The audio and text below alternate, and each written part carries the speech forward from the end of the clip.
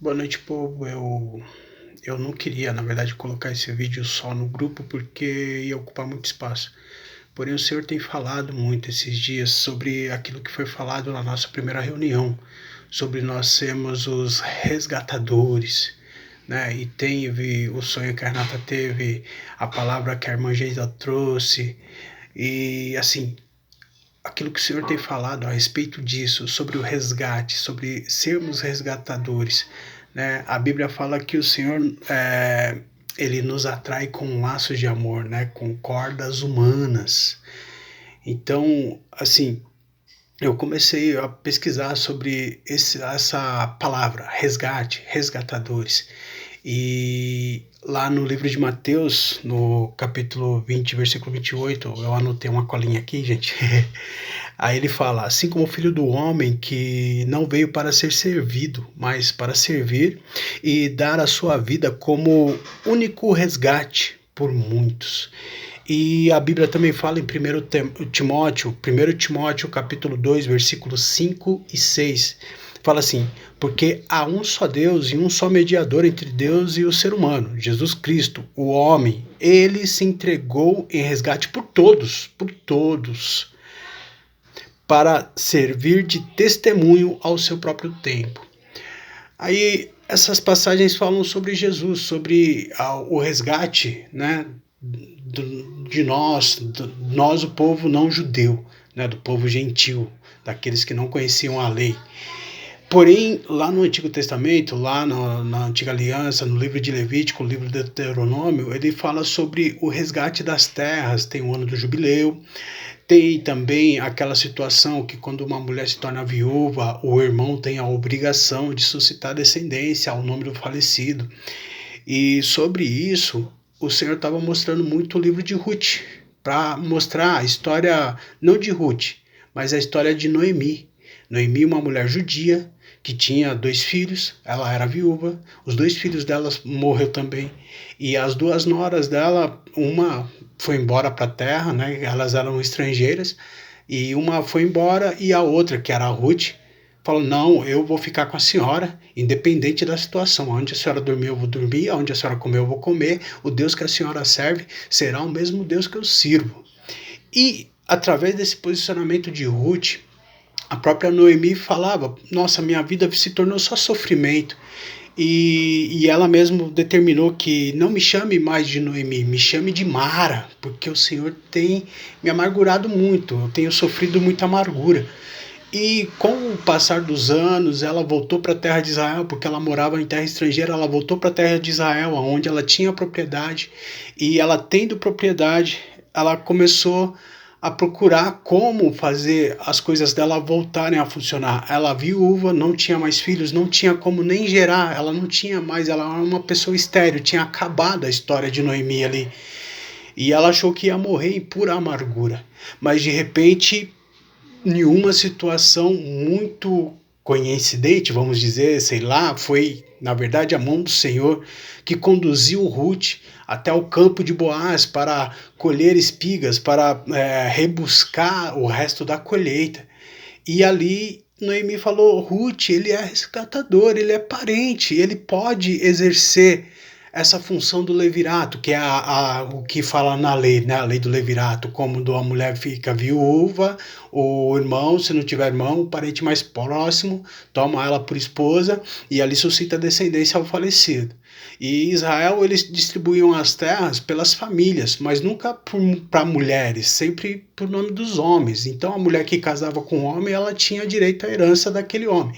E assim Noemi tinha o direito à herança do esposo dela, e Ruth consequentemente também. Porém, era uma terra que estava sem funcionar, uma terra estéril, uma terra parada, algo que não estava funcionando. E elas estavam padecendo necessidade por isso. Então Boaz, ele tomou um posicionamento e falou: olha, tem um que é mais chegado que eu, que tem o direito de resgate. Eu vou procurar ele, vou apresentar a situação de vocês. Se ele não quiser resgatar, eu assumo esse compromisso. Então, quando o Senhor fala sobre nós como resgatadores, dentro desse contexto bíblico do livro de Ruth, o que que ele mostra? Ele mostra que nós somos resgatadores, porém, não que eu ou algum de nós tenhamos esse poder de resgate, de tirar uma alma do inferno, ou de fazer um pecador se converter a Cristo, não. Mas nesse contexto, ele está mostrando assim, que através das nossas vidas, o Senhor vai suscitar ministérios que estavam enterrados, ministérios que estavam estéreis, pessoas que serviam ou que servem ao Senhor, mas que estão numa limitação, que estão dentro de um contexto amargo, né? Que estão amarguradas, que estão sobrecarregadas e que não estão vendo uma luz no fim do túnel, estão sem esperança. Sabe, dentro desse contexto, o que o Senhor está enfatizando é que aquele povo dele, os convertidos, que por algum momento apagou a chama, perdeu a essência e estão vivendo, rebuscando migalhas, rebuscando espigas no campo do próximo.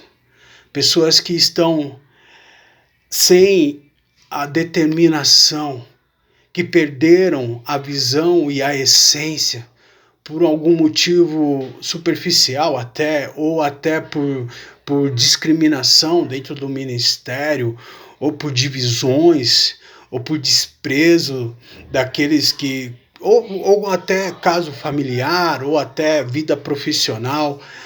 Então, nosso posicionamento como resgatadores seria assim: Senhor, aviva a tua obra, levanta os seus obreiros, levanta, Senhor, aquelas pessoas que têm o chamado, o propósito, e que por algum momento, em alguma ocasião, ela teve esse chamado barrado, sufocado, preso, ou simplesmente foi arrancado o direito dela exercer, usufruir da herança. Acho que essa é a palavra certa. Usufruir da herança. Usufruir do chamado, de viver a essência da presença, de viver o ministério em um todo, de uma forma completa.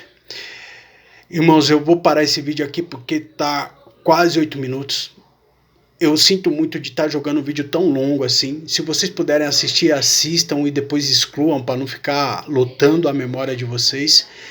E assim, que o Senhor nos conduza com sabedoria e prudência nesses dias, porque eu creio que muitas vidas vão se achegar porque o Senhor acendeu a lâmpada.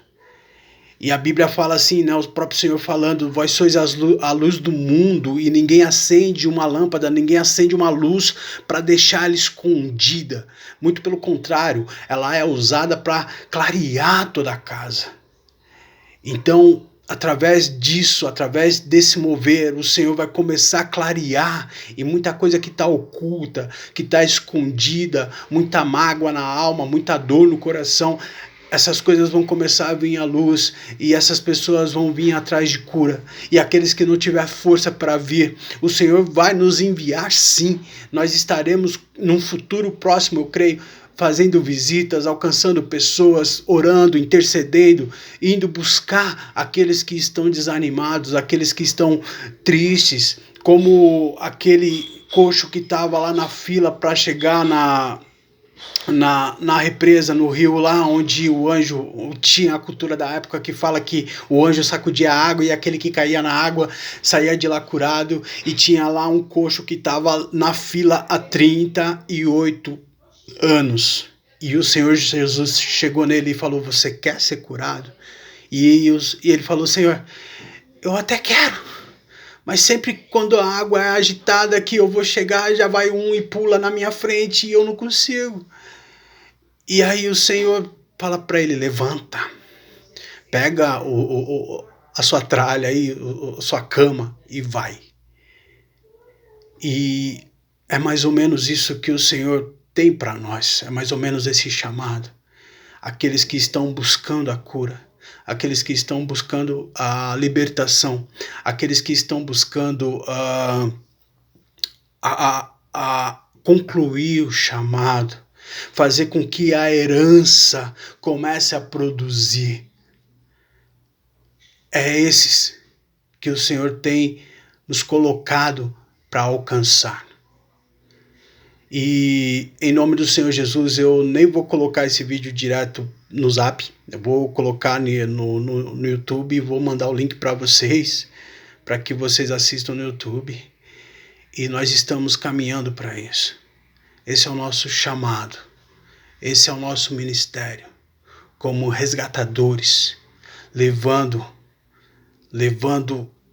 a esperança para aqueles que estão com a vida ministerial para baixo, para aqueles que estão desanimados, para aqueles que estão tristes, sofrendo, para aqueles que estão